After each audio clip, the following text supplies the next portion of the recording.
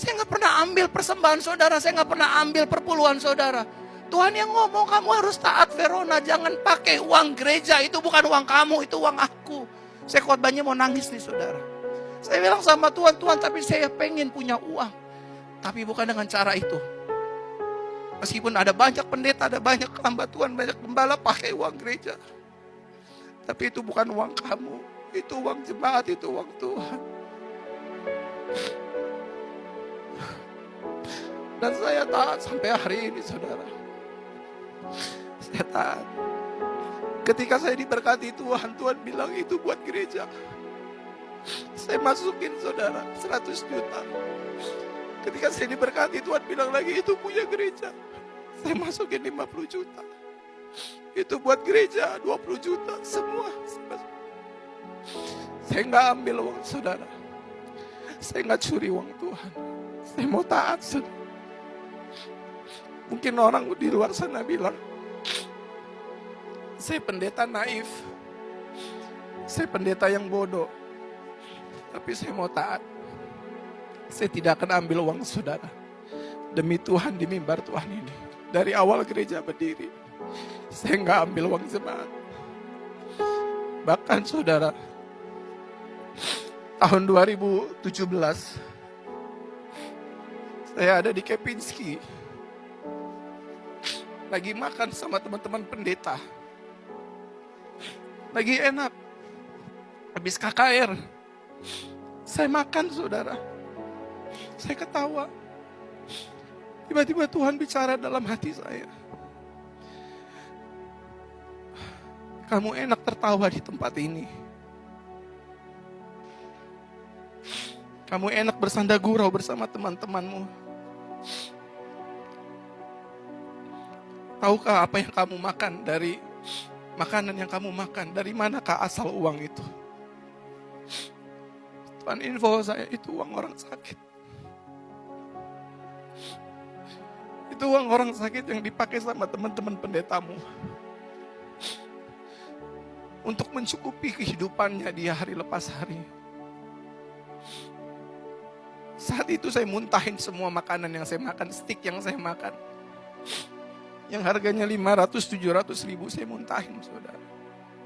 Bapaknya pendeta, anaknya pendeta nih. Nah, anaknya ini bikin sebuah perusahaan tidak punya izin menghimpun dana masyarakat. Dia himpun dana masyarakat. Dia bawalah orang-orang masuk ratusan miliar, Mas. Dia ini menggunakan modus agama untuk mendapatkan persembahan dan uangnya dia salah gunakan. Persembahan dan perpuluhan itu semacam memaksa dan mengancam. Dari pendeta ini khotbah, dia bilang kalau kamu tidak kasih perpuluhan, kamu menipu Tuhan, kamu akan kena kutuk. Hari-hari ini adalah mengikuti setiap tuntunan firman Tuhan. Untuk kami boleh memiliki ketaatan penuh sehingga kami boleh sampai pada tujuan surgawi. Dan satu saat kami boleh berjumpa dengan Engkau Tuhan. Berbicara bagi kami tahu setiap firman Tuhan itu adalah yang terbaik bagi jiwa kami. Sekeras apapun itu akan membentuk kami ketika kami menerimanya dengan penuh sukacita. Urapi hamba-Mu yang tidak ada apa-apanya, urapi setiap kami. Di dalam nama Tuhan Yesus kami berdoa, sama-sama katakan amin. Amin. Silakan duduk Bapak Ibu, Shalom. Iya, hari ini ya saya dapat tema dari gereja seperti yang tadi sudah disampaikan oleh Bapak Gembala adalah memberi dengan sukacita itu membawa berkat. Kalau dengar kata memberi itu senang atau susah? Ya, berat loh ini khotbah ini. Ya, karena temanya memberi dengan sukacita. Kalau disuruh memberi itu kira-kira sukacita atau duka cita? Beneran? Insya Allah ya. Ya, temanya itu memberi dengan sukacita membawa berkat. Ya, ini memang judul dari perikop ini saudara. 2 Korintus pasal 9 ayat yang ke-6. Ya, memberi dengan sukacita itu membawa berkat. Jadi ceritanya waktu itu Rasul Paulus sedang menghimbau kepada jemaat yang ada di Korintus untuk membantu ya kehidupan jemaat Tuhan yang ada di Yerusalem. Para hamba Tuhan dan orang-orang kudus, ya mereka yang berkesusahan. Ya, dan Rasul Paulus memberikan nasihat kepada jemaat yang ada di Korintus, ya. Dia berkata begini saudara, ayat yang ke-6, ya, dan ini juga adalah perkataan Tuhan Yesus. Camkanlah ini, orang yang menabur sedikit akan menuai sedikit juga. Dan orang yang menabur banyak akan menuai banyak juga. Ayat 7, hendaklah masing-masing memberikan menurut kerelaan hatinya, jangan dengan sedih hati, atau karena paksaan, sebab Allah mengasihi orang yang memberi dengan sukacita. Saudara, dikatakan di sana, ya, tadi ayat 6 cukup jelas, coba kita kembali lihat. Camkanlah ini, orang yang menabur sedikit orang yang menabur banyak akan, jemaat itu maunya menuai banyak atau sedikit? Tapi menaburnya maunya sedikit atau banyak? Jujur, nggak usah dimanis-maniskan. Kalau menabur maunya sedikit atau banyak? Yang ngomong sedikit angkat tangan. Yang ngomong banyak angkat tangan. Yang bingung angkat kaki. Ya, kita kalau bisa kita ganti ayat ini, ya Pak ya? Ya, camkanlah ini, orang yang menabur sedikit akan menuai banyak. Kalau bisa sih begitu lebih enak toh? Ya Pak ya? Ya, kalau bisa lebih enak gitu Bu, menabur sedikit menuainya. Tapi itu tidak mungkin, mimpi kali ya. Ayat ini berkata orang yang menabur sedikit pasti akan menuai. Yang ditabur sedikit kok. Maunya menuai banyak. Ya, kalau mau menuai banyak ya maka harus menabur banyak. Ini prinsip firman Tuhan loh saudara. Kenapa banyak orang hidupnya tidak diberkati? Karena kalau sudah ngomong menabur, waduh berat itu. Dan kita suka ganti-ganti ayat firman tadi. Ya, camkanlah ini, siapa yang menabur sedikit akan menuai banyak. Ya, itu kita suka begitu. Padahal firman Tuhan itu ya dan amin. Kalau kamu menaburnya sedikit, maka menuainya juga sedikit. Kemarin ada satu orang, ya dia terpilih menjadi wakil rakyat di salah satu daerah. Ya dulu minta didoakan juga sama kita saudara. Saya tanya gimana Pak? Dia bilang, wah puji Tuhan Bu, sekarang kami bisa pegang 500 hektar sawah. Ya karena puji Tuhan pemerintah yang sekarang ini menggalakkan untuk swasembada pangan. Dia bilang, saya turun ke petani Bu, selama ini tuh petani, ya mereka itu menerima hasil sedikit. Kenapa? Ya karena dibelinya dari tengkulak juga harganya ditekan. Jadi mereka itu untuk beli bibit, ya dia beli bibit yang murahan. Padahal kalau murahan itu hasilnya jelek. Sudah begitu nanti ketika sudah ditanam mereka nggak mau keluar duit lagi untuk pemupukan. Ya kalau ada hama juga dia nggak mau keluar duit lagi untuk pestisida. Maka di situ aja sudah banyak kegagalan tuh Bu. Benihnya jelek, murahan. Ya dia nggak mau basmi hama, dia nggak mau kasih pupuk yang bagus, hasilnya pasti jelek. Jadinya mereka dapat sedikit. Nah dia bilang waktu saya turun, saya mendengar keluhannya para petani, mereka mau jual sawah. Ibu tahu di daerah semua petani mau berlomba-lomba jual sawah. Kenapa? Karena kasihan 6 bulan mereka menanam, hasilnya itu tidak sebanding dengan capeknya. Harganya ditekan oleh para tengkulak. Puji Tuhan hari-hari ini pemerintah lagi menggalakkan untuk swasembada pangan, jadi diperhatikan nih para petani. Lalu dia bilang kami masuklah Bu dengan menawarkan, ya kami membawa bibit nih, bibit unggul. Yang kami bawa ini bibit unggul. Ya, dan kami tawarkan ke petani untuk Ayo ya petani, kamu nanam aja. Nanti kami yang akan kasih kamu bibit yang terbaik. Untuk pemupukan juga kami kirim orang dari insinyur pertanian yang ngerti. Untuk juga pestisidanya juga kami kirim orang dari pertanian yang tahu. Jadi petani cuma nanam dan rawat toh. Dengan perjanjian bagi hasilnya 30-70. Dan dia bilang, Bu, petani itu senang banget. Kenapa? Hasilnya yang mereka tuai sekarang itu jauh berkali lipat daripada yang dulu-dulu. Ya, memang kalau orang mau menuainya banyak, maka ada harga juga yang harus dibayar. Benihnya itu harus benih yang terbaik. Benih unggul. Sama-sama nanam 6 bulan, kamu tanam benih yang jelek, ya hasilnya pasti jelek. Harganya enggak bagus. Ya, jadi kalau mau menuai hasil yang bagus, dapat untung yang banyak, perhatikan benihmu. Harus berani bayar harga, beli benih yang mahal. Menabur banyak akan menuai banyak. Tapi semua orang itu ingin menaburnya sedikit, menuainya banyak. Kalau bisa benihnya yang jelek-jelek aja. Yang murahan aja dikasih benihnya. Ya, ya memang menuai saudara. Tapi rugi, udah kerja 6 bulan. Ternyata menuainya tidak seberapa, rugi di tenaga. Ya bahkan gak dapat apa-apa, makanya mau dijual sawahnya. Ini terjadi dalam kehidupan kita sebagai orang percaya. Ya, uang itu sangat sensitif saudara. Dan berhati-hati memang. Ya, tapi Alkitab sudah kasih kita cara untuk hidup diberkati. Orang yang menabur sedikit akan menuai sedikit. Yang menabur banyak akan menuai banyak. Dalam hidup ini waktu kita terima duit, ingat itu ada benih, ada roti. Kalau yang bagiannya roti silakan kamu makan. Tapi yang bagian benih harus ditabur. Orang Kristen dimakan semua. Benih dimakan, roti dimakan, sakit perut itu. Ya.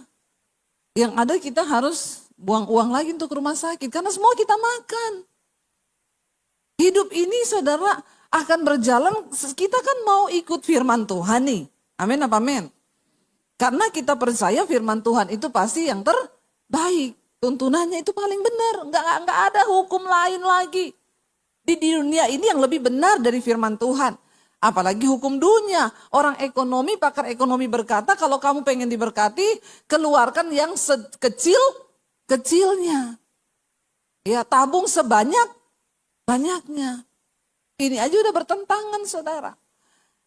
Di sini dikatakan camkan ini, orang yang menabur sedikit akan menuai sedikit juga, dan orang yang menabur banyak akan menuai banyak juga. Hendaklah, ayat 7 berkata, masing-masing memberikan menurut kerelaan hatinya, jangan dengan sedih hati atau karena paksaan.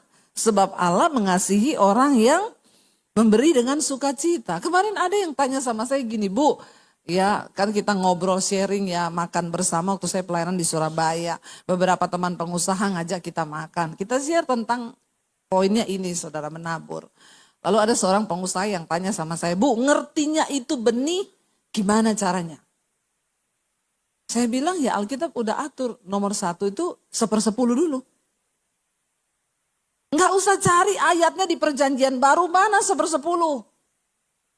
Enggak usah tanya, memangnya di perjanjian baru masih boleh perpuluhan. Saya mau bilang saudara, semua yang kita lakukan dengan iman, pasti Tuhan perhitungkan. 1/10 itu sebenarnya hanya latihan. Ya, kalau 1/10 aja kita nggak bisa kasih, apalagi 50%. Padahal kita tahu semua berkat yang kita dapat 100% itu dari Tuhan dan milik Tuhan. Ya, tapi orang dicari-cari lagi ayatnya. Saya bilang, Bapak nggak usah nanya-nanya begitu. Ya paling kecil yang dari zaman perjanjian lama Alkitab sudah atur, benih itu 1/10 dulu Pak keluarin itu. Itu bukan milikmu loh. Itu milik Tuhan untuk apa? Untuk hamba-hamba Tuhan, untuk orang-orang yang gak bisa makan. Ya, itu dulu keluarin. Itu latihan, saudara. Kalau kita ini latihan begitu aja ndak bisa, ya sudahlah, jangan mimpi hidup diberkati. Ya, mungkin akan dapat duit, iya. tapi keluarnya juga banyak. Ya, nggak anak sakit lah, nggak inilah, nggak itulah, nggak inilah, nggak itu. Orang tuh kalau dalam uang belum beres dengan Tuhan, pengeluaranmu banyak saudara. Belalang pelahap. Ya, itu yang Tuhan bilang. Kita latihan dulu di situ nih untuk menabur. Ya, dan ingat yang pertama ada benih, ada roti. Yang kedua saudara, untuk bisa memberi dengan penuh dengan sukacita, kita nih harus berdamai dulu dengan diri kita sendiri dan harus selesai. Pandangan kita tentang uang itu harus benar dulu.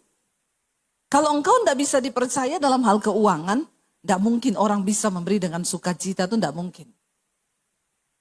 Ya, contoh saudara, kalau kita jadi orang yang mau dipercaya dalam hal keuangan, waktu dapat uang, bayar dulu semua kewajiban. Amin.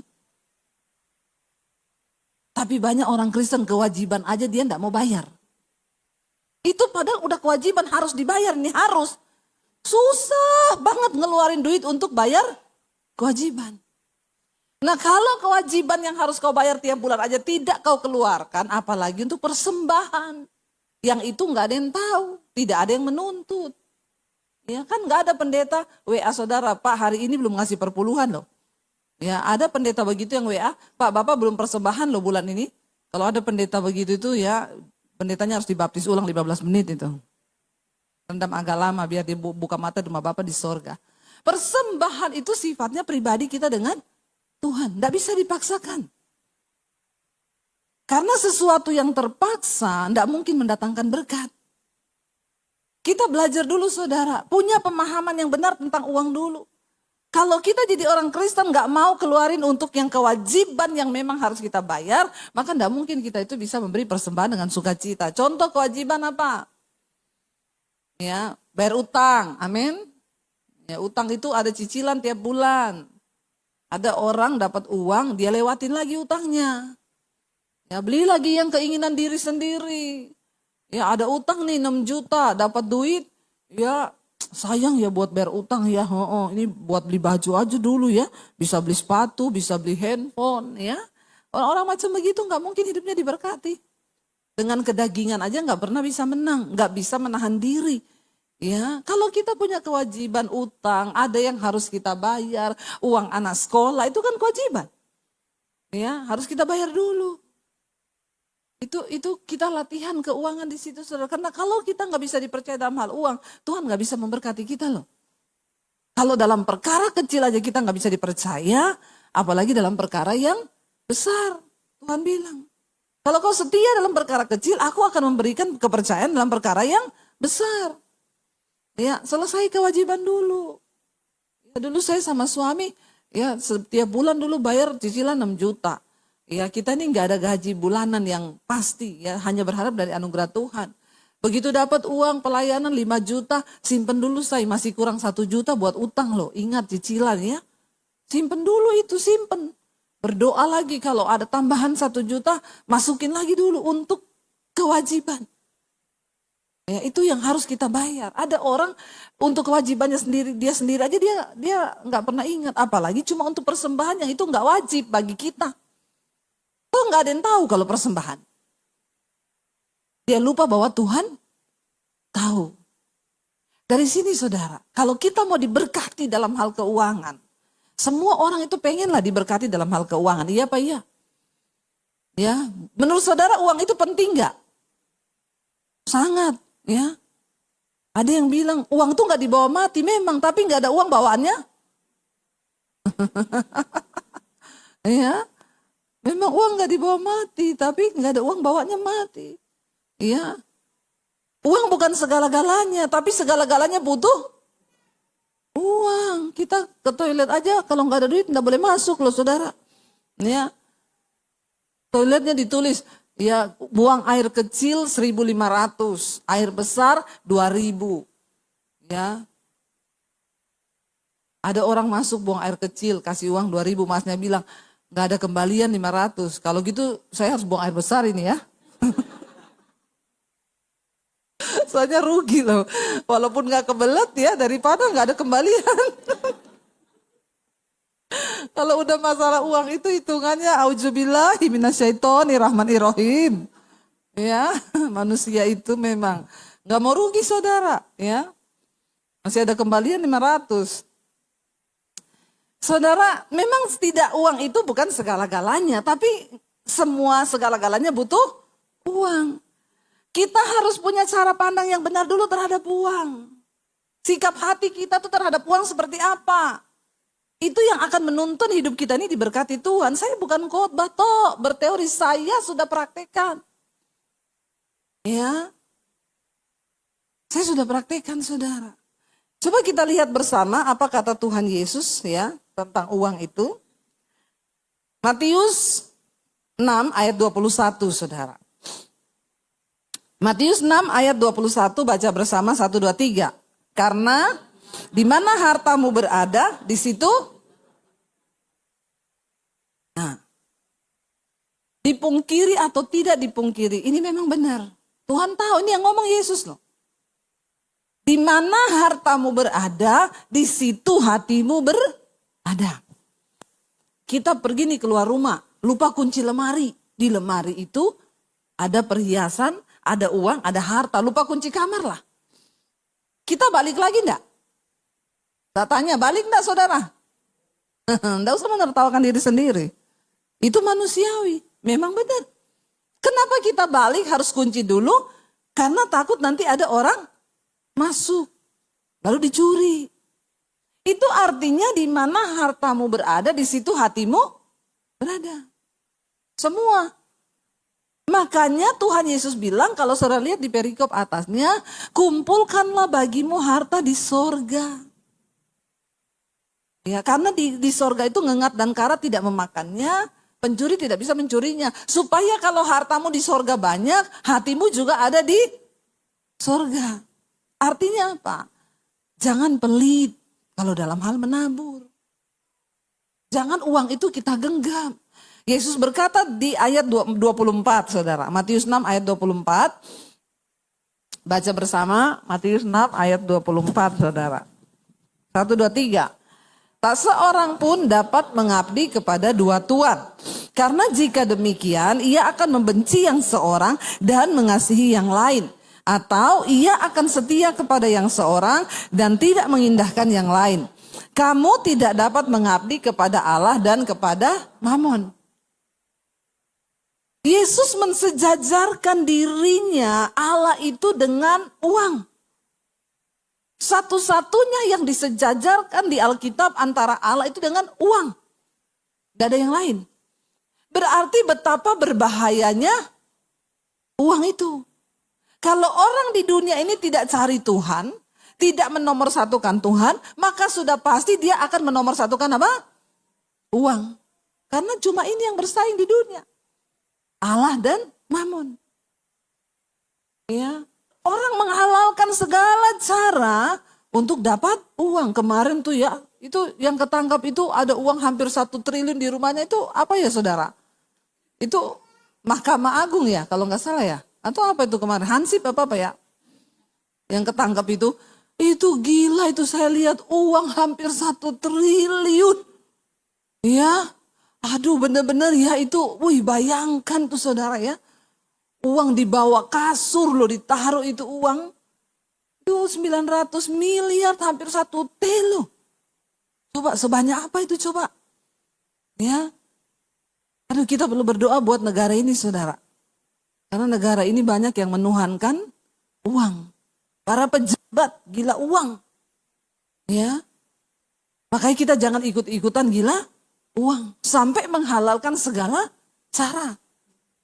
Kita nggak bisa mengabdi pada dua tuan, pada Allah dan juga pada Mamon. Karena kenapa? Kau pasti membenci salah satunya. Kalau kita sudah mengasihi uang, maka kita akan mengabaikan Tuhan. Makanya banyak orang nggak bisa kembalikan persepuluhan.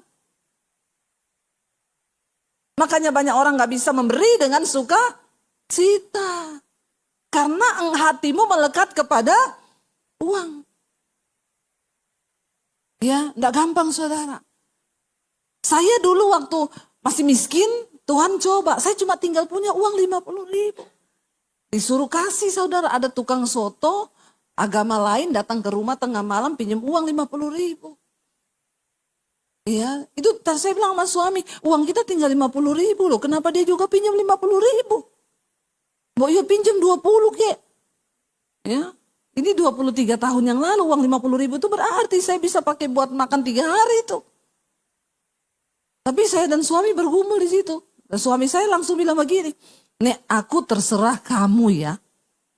Langsung cari aman dia. Ya, supaya dia nggak disalahkan. Nek aku terserah kamu. Nek kamu bilang kasih, yo kasih. Nek enggak, yo enggak. Ya. Jadi saya juga waktu itu lah kok gini ya. Lah berarti ini keputusannya di tangan saya. Ya saya berdoa sama Tuhan. Tuhan cuma ngomong gini. Karena Allah yang menyediakan benih bagi para penabur. Kasih aja kesusahan sehari cukup untuk sehari. Besok itu ada kesusahannya sendiri. Ya saya bilang kasih aja lah nggak apa-apa. Kasih aja. Ya Tuhan bilang kesusahan sehari cukup untuk sehari kok. Ayat itu tapi jangan dipakai di konteks yang lain. Habis terima gaji pergi ke mall. Kesusahan sehari cukup untuk sehari. Terus saudara belanja semua habis. Nah itu namanya bodoh ya. Besok nggak bisa makan salahmu sendiri. Jangan bawa-bawa firman. Ya firman itu dipakai pada tempatnya. Ya akhirnya kita kasih. Apakah kita terus miskin nggak bisa makan? Nggak. Besoknya saya melihat tuh saudara Tuhan memberkati kami. Berlipat kali ganda.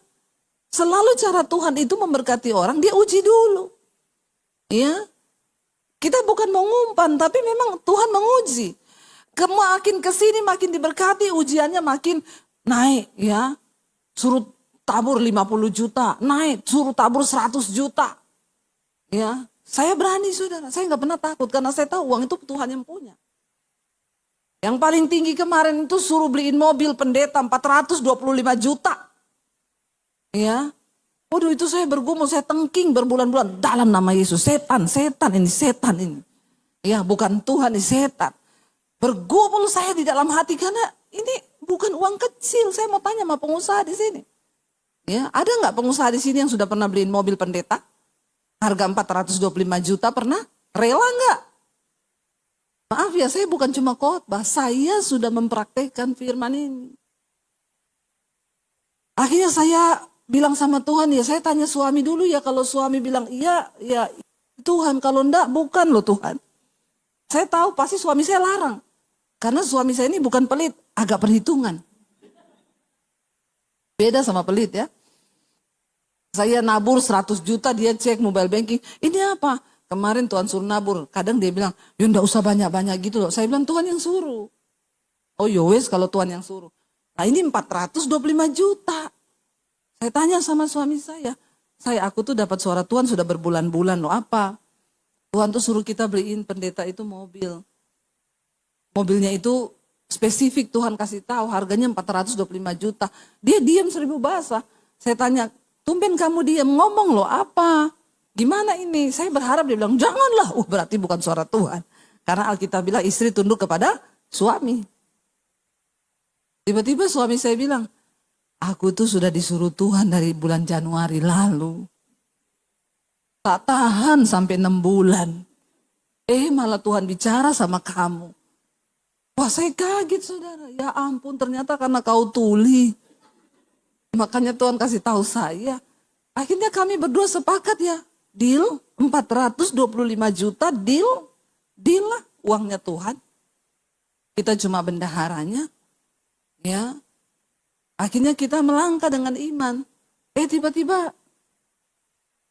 lagi ngobrol sama satu pengusaha. Kita bersaksi saudara, pengusaha bilang ya udah Bu. Ya saya nabur ya separuhnya. Jadi kita nggak jadi keluarin 425 juta. Ada yang Tuhan tuh kadang cuma menguji hati kita loh. Hatimu tuh melekat sama uang atau kepada Tuhan? Kamu taat nggak sama Tuhan? Ya. Waktu bangun sekolah misi itu saudara bukan gampang. Saya ini bukan pengusaha. Awal modal yang kami taruh dari uang pribadi kami Tuhan berkati lewat YouTube itu 2M loh. Saya mau tanya ada pengusaha berani ngasih 2M untuk sesuatu yang gak ada hasilnya? Halo? Saya bukan khotbah tok teori saudara. Saya mempraktekkan semua firman Tuhan. Dan Tuhan yang berjanji itu Tuhan yang setia. Dia gak pernah berdusta. Saya merasakan itu. Ya, Tuhan suruh bangun sekolah misi. Siapkan para penuai. Dari mana uangnya Tuhan? Dari yang ada di tanganmu.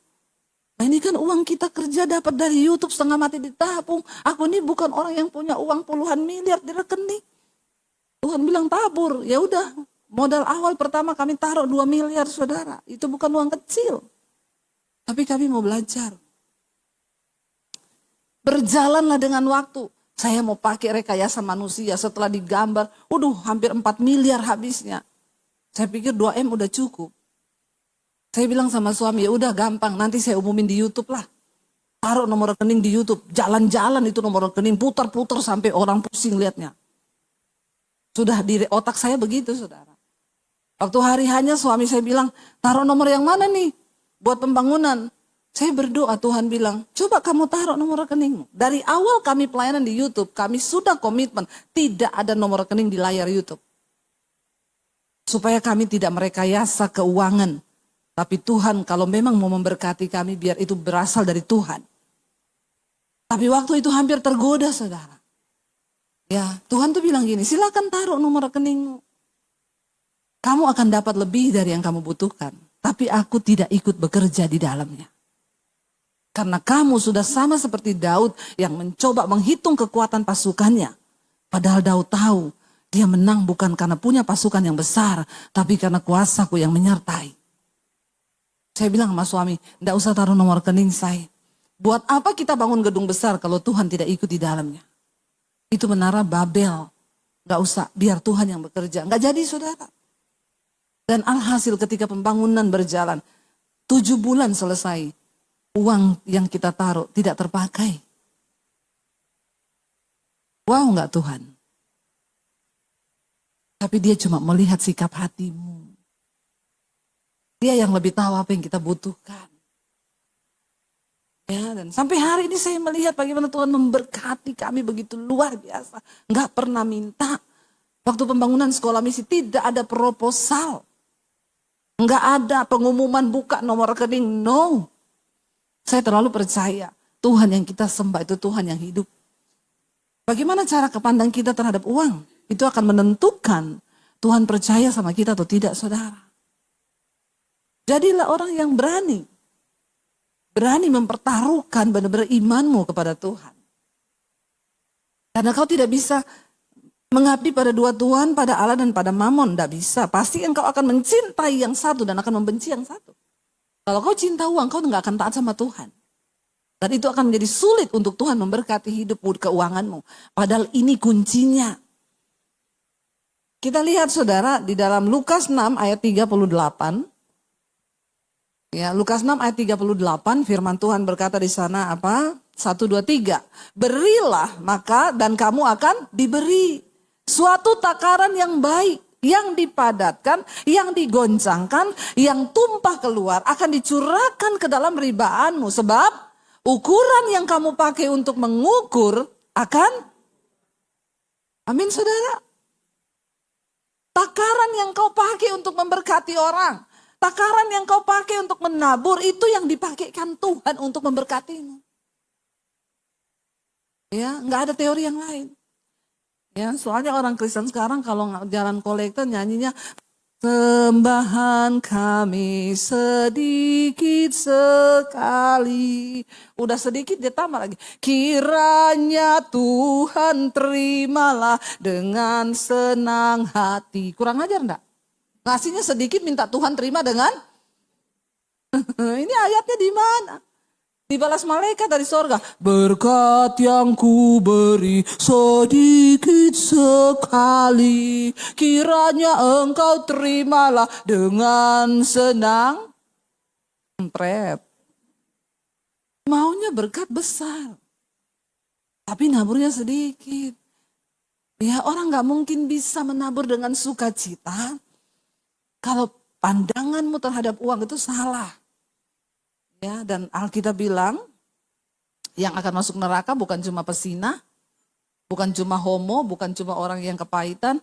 Alkitab bilang orang kikir tidak masuk surga. Bilang kanan kirimu, bertobat jangan pelit. Ya, enggak apa-apa bilang aja, kalau enggak pelit ya puji Tuhan, kalau ya pelit ya beneran. Toh Tobat. Ubah cara pandangmu terhadap uang. Karena takaran yang kau pakai untuk mengukur, itu akan diukurkan kepadamu juga. Sekali lagi, saya bukan pendeta yang berteori, saudara. Saya sudah mengalaminya. Makanya saya bisa khotbah. Karena saya mempraktekkan firman ini. Dari kecil diuji 50.000, berani. Naik 50 juta berani, naik 100 juta berani, naik 200 juta berani, naik 400 juta berani. Karena saya menyadari uang itu milik Tuhan. Kalau Tuhan mau datangkan uang buat kita, nggak ada apa-apanya. Kecil, Tuhan tuh cuma suruh.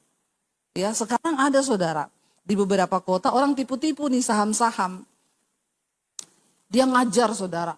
Saudara nggak perlu minta-minta uang sama Tuhan. Saudara cuma tinggal perintahkan uang itu datang. Karena uang itu sudah ada di tangan-tangannya orang semua. Jadi diajarkan saudara, jemaat-jemaat gereja yang goblok-goblok nih, dibodohi. Sama orang yang gak tahu ajarannya dari mana itu Alkitab. Makanya jadi orang Kristen, baca tuh firman. Saya dengar, akhirnya dia telan uangnya orang puluhan miliar, dia lari saudara. Ya, dia ajari tuh jemaat, pegang uang 100.000 begini, perkatakan, hai uang. Ajak teman-temanmu yang di dompet-dompetnya orang, yang di bank-bank, yang dimanapun, ajak teman-temanmu yang banyak datang kepadaku, pakai dalam nama Yesus. Gila enggak? Tuyul dengar, tuyul bilang, langkahi dulu mayatku. Aku aja kerja loh, kata tuyul. Aduh, banyak orang Kristen bodoh saudara. Saya dengar itu dan katanya banyak pendeta yang tertipu. Mereka masukin uang sama ini orang ini. Ada di YouTube. Sekarang dia lagi menghilang, dicari-cari gak ketemu. Dia itu, hai uang. Pulang ke rumah praktekan ya. Bentar lagi kau gila. Saya ketawa dengar. Dia suruh, dia ada contohnya di YouTube. Dia pegang uang begini, hai uang-uang yang ada di dompet-dompetnya orang, uangku yang sudah Tuhan ciptakan. Lalu gak pernah nabur, perintah-perintahkan uang, makanya tuyul dengar. Ya tuyul bilang, nak mental loh aku. Ya tuyul aja kerja loh. Ya jangan saudara, ya kita praktekkan firman Tuhan tuh yang benar. Ya akhirnya orang itu saudara dia bilang dia punya perusahaan banyak di berbagai negara. Ya kalau saudara mau titip ambil saham perusahaan saya titip. Wah orang berlomba-lomba taruh 1 M, taruh 5 M, taruh akhirnya puluhan miliar lari dia sekarang. Saya bilang kau panggil dia, hai uangku baliklah ke sini. Tipu-tipu saudara gampang. Orang yang gampang-gampang kena tipu itu pasti orang-orang yang jarang menabur. Makanya gampang kena tipu. Karena di otaknya itu cuma pengen cepat kaya. Padahal Alkitab bilang orang yang ingin cepat kaya pasti jatuh dalam berbagai-bagai pencobaan. Khotbah siang ini agak pedes. Tapi tolong mukanya gak usah masam sama saya. Saya ini hanya menyampaikan firman dan ini tema dari Bapak Gembala. Tema bulanan ya. Jadi kalau tersinggung puji Tuhan. Supaya agar hidup kita diberkati. Kalau nggak bertobat nggak diberkati. Ya ayo kita mulai belajar. Terima uang Tuhan. Aku tahu uang ini bukan punya aku semua. Ada roti, ada benih. Yang benih biar aku tabur Tuhan. Bahkan kalau lebih dari itu ada orang yang membutuhkan. Aku mau dengan sukacita menabur. Karena aku percaya takaran yang aku pakai untuk mengukur akan diukurkan kepadaku.